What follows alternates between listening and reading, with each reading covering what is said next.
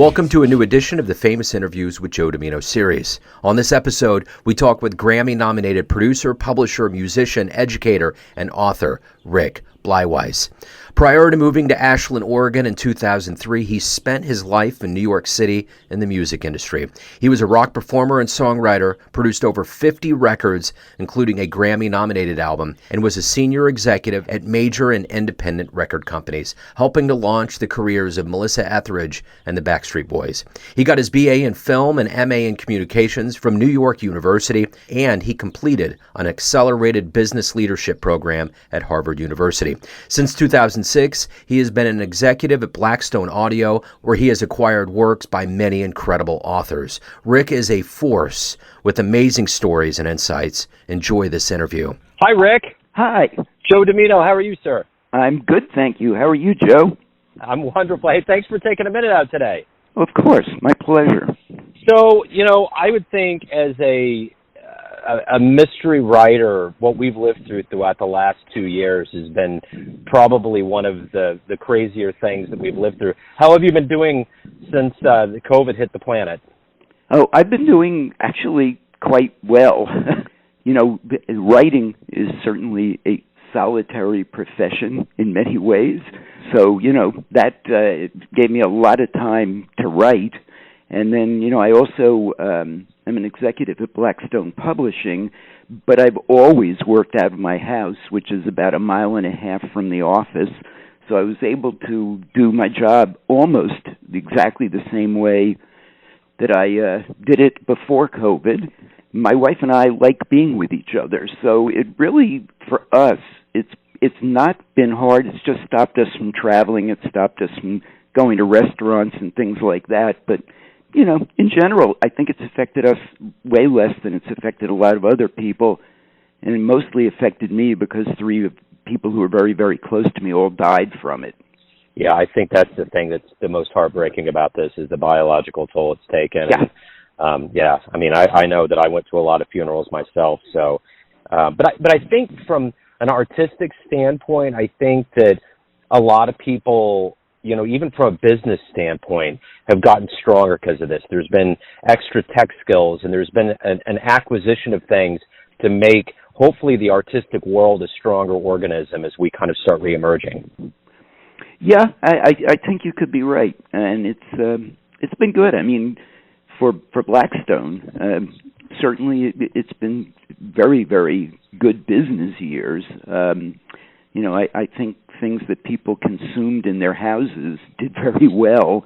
There's always some kind of a silver lining to the darkest clouds, and that was one. You have an interesting timeline here, and I'm curious, I know you're in Oregon now. You spent a long time in New York City. Tell me where all of this began and how this dream of yours to be a creator and be an artist and an executive began. Well, it actually started when I was extremely young, and I grew up in the New York City area, and when I say New York City area, part of the time in New York City itself, part of it in the suburbs.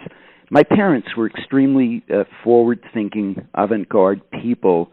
They introduced me to literature, and they introduced me to music at the youngest age I can possibly remember, and a wide variety. I mean, in music, it was everything from classical music to Huddie Ledbetter and the Weavers and Miriam Makeba and Harry Belafonte and Pat Boone and Rosemary Clooney were playing on the radio, but that's not sort of where my parents' head was at. And I read unbelievable number of books as a child. In mystery, I started with the Hardy Boys and just read everything I could possibly consume. So that kind of started me off. My dad and mother were both left brain, right brain balanced people, as I sort of am. My dad was an executive, and at the same time, he was a scientist who worked with Einstein and had over 200 patents, but he was also a painter. My mother was a singer and university administrator, so she kind of had both sides. And so I actually started when I was about 10 years old, when I got my first guitar, and I started writing my own songs. When I was 12, I wrote and published a sports newspaper. I wrote a play when I was 15. I studied filmmaking at NYU in college, and I wrote scripts to student films I was making, all the while playing in bands and writing songs. And I was always the leader of the bands, so I was like doing the business for the bands, but I was also the bass player, the songwriter, the arranger. And it just continued that way through my career. You know, I produced over 50 singles and albums and had a Grammy nomination for one of them. Another was used as the basis of a Coca-Cola commercial. Another was used by the NFL. And at the same time, I was a senior executive in major record organizations breaking other artists. And then that just kept going. And when I left New York in 2003 and moved here to Southern Oregon, I just transitioned, if you will, from music to publishing. But I always was writing newspaper and magazine articles and columns my whole life as well. So I don't know. I was just always involved in creative endeavors. So it's safe to say that there is definitely a merging of right and left brain for you. How does all of that work for you? Do they kind of intermingle and feed off of each other? How have you been able to kind of take those ids and compartmentalize or mingle them over the years? I think mingle them rather than compartmentalize them is a better way of putting it. I was always very strong in marketing in the record industry, among other things, but marketing was one of my things. But to me, marketing was very creative. You know, I mean, I didn't just try to follow time-honored standard marketing things. I tried to find new marketing paradigms and new ways of marketing and introducing acts and soundtracks and things like that. And to me, that was very creative, yet it was totally business at the same time. So I've never really tried to compartmentalize it. I've always just tried to do what I do and hope that it was good enough. You know, as a creator, we're only as good as the shoulders that we stand on, the giants that we stand on. Was there a particular book or album growing up that sticks out to you that really just like was something you always came back to? Well, interestingly, in terms of an album, it was a Chet Atkins album. I fell in love with guitars. In fact, I fell in love with guitars when I saw a Gene Autry cowboy film where he was sitting on his horse, I believe it was called Champion, and he was playing an acoustic guitar and singing a song. And from that moment, I was hooked on music and guitars. And once I started studying guitar and taking lessons, I discovered Chet Atkins, and he was just like the most amazing guitar player I'd heard at the time. And that just killed me. You know, of all of these things that you've juggled and that you continue to juggle throughout your career, every day you wake up, what do you look forward to the most? What is it that you are the most excited about with what you get to do as being a creator? Well, as being a creator, I think the thing I always look forward to, I'm sorry if this sounds stupid, is creating. I look forward to writing, and I look forward to joining the world of the characters I'm creating, because it's really an alternate universe in a way, because I've got my real life, and I've got my wife and my dog and my friends and everything, and then I go into, in my mind, this alternate universe of these characters that I've created in my mind, and I live in their world, and that's outstanding. I love that. And then I also have a recording studio set up in my home office, and I still record and write music, so I love that too. So I'm just sort of waking up every day. And if we talk about creating, I'm also finding and signing authors, and I'm always looking forward to finding the next really wonderful manuscript that an author that I'm going to discover and be able to sign. So it's just sort of, and that to me is creating as well. Even though I didn't create their manuscript, I'm helping create their career. And so all of that combined, I just wake up and go, what's today? You know, being here in Kansas City, I often, Melissa Etheridge kind of arcs back into our world. When the Chiefs have done well, she's made songs, and I've always kind of thought about her career and how it exploded, and you had a hand in that. The girl from Leavenworth made it big. Yep. Do you have a good Melissa Etheridge story? I think I may have two of them. The first one really is that I was introduced to Island Records, where she recorded, because another record company that I had been with, a small independent, was failing. I was asked to sell off their artists. And so I got introduced to Bill Berger, who was the general manager of Island Records, and I brought him the acts that this other label had. And he said, I'm not interested in them, but I'm interested in you. I have an opening here for a senior executive. Would you be interested? So I took the job. He offered it. I took the job. I ended up being their executive vice president of sales. And he handed me a stack of CDs. And this was on a Friday. He said, I want you to go home. I want you to listen to these. And I want you to come back on Monday when you start work. And I want you to tell me which are your top two that you think we should be chasing, because we can't chase all of them.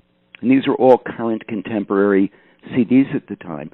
So I went home, and I came back on Monday morning, and I said, well, I've definitely got two favorites. And I've got to tell you, I don't remember what the second one was. I'm sorry, I just did too many years ago. But I do absolutely remember what the first one was, and I said to him, I think Melissa Etheridge, out of all of these, is the one we should be chasing. And so Bill turned to me and said, good man, I know why I hired you. I couldn't agree with you more. That was how we kind of, then between the sales department, Bill, and the promotion department, we just put together an entire game plan of in-store appearances, of concerts. We worked very closely with her manager, who was a great manager, Bill Leopold. I don't know if he's still her manager or not, but he was at the time, and he was open, as was Melissa, to everything that we came up with, and our promotion guys would not give up on radio, and they made it happen. We made it happen through in-store stuff. Our distributor, Warner Electric Atlantic, WIA Distribution, was into her, and they really made it happen. And that's kind of how it just started organically with her. The first time I ever saw her play was playing on the floor of Nassau Community College without even a stage. And I just saw the reaction to all the people in the crowd. We just knew we had something. So that's one story. That's really how it kicked off, and we just grew her organically. And she was great. She would do everything we asked to. And then the other thing was, I would constantly be showing up at gigs and telling Melissa and her band how well the album was doing. And, it started with 10,000, 20,000, 100,000. And then, unbeknownst to her, one day, we hit 500,000, which was a gold record. And so the president of Island came to me and said, listen, I've arranged that I want you to go to L.A., you'll have Melissa's gold record plaque with you. She doesn't know that the album's gone gold yet. And she's taping a VH1 special I believe it was at the Whiskey. And he said, I've arranged it with VH1 that they're going to tape you presenting the plaque to her, but she's not going to know that you're doing it until it happens. So I fly out to L.A., I go, I meet the VH1 guys, go into the club. I've got the plaque behind my back so she can't see it. There's a break in between the songs she's recording that they're videoing, and they tell me, okay, go up there now. So I walk up on the stage, and Melissa, is looking in the other direction. She turns around, she sees me, and her exact words were, what are you doing on my stage? Now, we're friends, but still, what was I doing? Well, fortunately, I had the plaque behind my back. I pulled it out, and all was forgiven. That's wonderful. Oh, man, that's a great story. So speaking of Melissa Etheridge and the big names and the people that you've had influences on, who's your hero? Who's someone you admire? Well, there are a lot of people that I admire. There are some behind the scenes. There was a promotion man independent promotion man in New York named Herb Rosen, who unfortunately has passed away. But I admired him unbelievably, but the general public wouldn't know him. Of people that the public would know, I certainly admire Clive Davis. I worked with Clive. I worked for him for about a year and a half, and I worked with him for over a decade. And the man is just absolutely brilliant, probably has the best ears I've ever heard. I mean, a steel-trap mind. I just can't say enough positive things about how good a record man Clive is. Just unbelievable. But in the realm of recording artists, I absolutely am a fan of Gene Simmons. I worked with him and with Kiss, and the first time I met Gene, the Casablanca had just come to Polygram. They had just bought Casablanca, and so I was asked to come. I was in marketing at Polygram. It was called Phonodisc at the time, but immaterial. And I was asked to put together a marketing plan for one of Gene's albums. It was the one that had "I Was Made for Loving You" on it. I don't recall the title of the album. But anyway, so I listened to it, and I knew there was a smash hit on there, and I knew how well they had already been doing. So I put a marketing plan together, and I went to his manager, Bill Aucoin's office, where Gene and Bill and I were to meet to go over my marketing plan. Well, I walk in, and I sit down, I introduce myself, and Gene turns to me and goes, "I know you have your marketing plan, but I wrote one up too. Would you mind if we go through mine first?" And I go, "Heck no, go for it." Well, I wrote a good marketing plan. He wrote a better marketing plan. And Gene and I became friends after that. We went to a Donna Summer concert together. Whatever. And I use some of his business principles today in my publishing world. And I just unbelievably admire him for what he has been. He's one of the most incredible marketers I have ever met in my life, if not the most incredible. I can tell you what, from somebody that just sees this from the outside, like with Clive, you know, you see people, big people in the recording industry that get introduced to the Grammys. Every time Clive is introduced, that place is loud, really loud, you know. Because sometimes with business people, there's kind of this rift between the artists and the executives. But, yeah, I mean, I remember when I saw Gene Simmons on the Conan O'Brien show pull out a coffin that you could make into a beer cooler, that guy was a genius.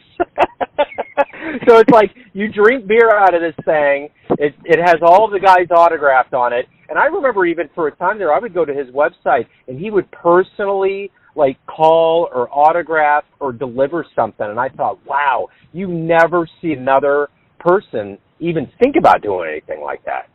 You're absolutely right. I mean, no question. I mean, if I'm not mistaken, I think Kiss has merchandising items in over 3,400 categories. Not items, but just categories.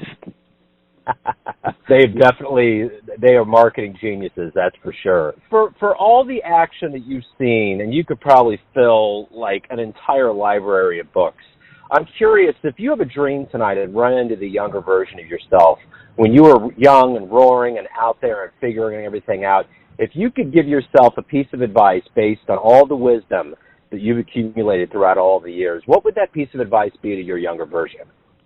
Be less shy. I was somewhat shy as a child. You know, I once heard an actor being interviewed, and the actor said, you know, when I go on the stage, I become a different person. So who I am in my personal life has nothing to do with who I am when I'm in front of a camera, be it a TV or a film camera. And I was kind of that way. I mean, I was always enjoyed being on stage as a musician, etc. But I was pretty shy, and I was a loner to a great degree as a kid. And I think my advice to myself definitely would be get out there more, because I certainly did as I got older, and I regret the fact that I didn't do it more when I was younger. If they make a movie about your life, who's going to be the actor? Who's going to play you? I haven't the slightest idea. I'm sorry, I don't know. That's fine. That's totally fine. That was kind of out of left field. I just figured that might be a fun one. No, So it is a fun one. I just don't know. Right. Well, let's do this. As somebody that loves music, if you could we get off the phone, a DeLorean pulls up in front of your house, you can punch in the digits at any point in history and go see a performance and even meet the person afterwards. Who are you going to go see? I'm probably going to not give you an answer you would expect, but it would probably be Beethoven. I just think it would be amazing to be around someone like him at that era when classical music was happening like that. In the more contemporary range, it probably would have. I don't know. It's hard to say because I've had, and I put this in quotes, I've had private concerts by Jimi Hendrix where there were only two of us there. I had a private concert with Jerry Lee Lewis where there were only six of us there. I've seen and met and heard many of those that would be my answer, but I've already done that. Yeah. It's so interesting you say that because in my other incarnation as a jazz radio host, this week the first tune I picked was from a pianist up in Washington named Lenny Marcus, and a lot of his music is used on the Weather Channel and like national interludes when they're showing weather. And he has a new album called When a Door Opens, and he pays respects to Beethoven, and he explained that Beethoven may have been the first jazz musician. He was really one of those guys that kind of kicked through convention and did things in a way that no one had ever seen before. Right. And I find it interesting that you say that and that it kind of coincided because I literally groomed that show for this week, and I thought a lot about that. It's weird how things kind of happen. It's like, are your ears burning? Yeah, this is why. So that's kind of wild. So how do you want to be remembered? You're a prolific cat. You've done a lot in so many realms. You've touched so many lives, seen so many lives. When you sit back on the easy porch, when maybe you'll never retire. You seem like the type that will keep going and going until you can't anymore. But when you get to some kind of point of solace, how would you like the world to remember what you did to it? Well, I think first and foremost, I'm going to take being a father, grandfather out of the mix. I'm now going to not talk about that, but I'll talk more in the business and creative realm. I think first and foremost, I want to be remembered as someone who was a mentor and helped people and was always there for people when they needed someone to be there for them. Then after that, I would just like to be remembered as someone who was very creative and very good at what they did. I'd love to be remembered as a writer and a songwriter, and I have no idea what I'll be remembered for, but certainly the people skills probably is at the top of the list, and the writing and performing second.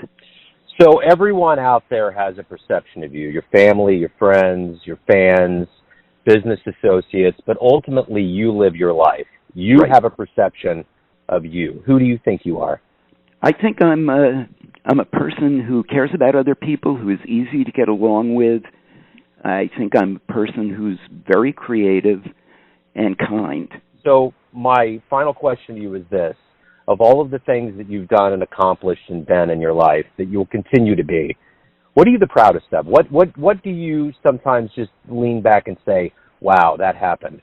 Even though I've done a ton of things with very, very well-known people, I think at the moment, other than the book, the Pino and Scorpion book that I've written that's getting phenomenal response, which I'm extremely proud of, I think it would be the experience I had with a group that I produced called the Gary Tom's Empire.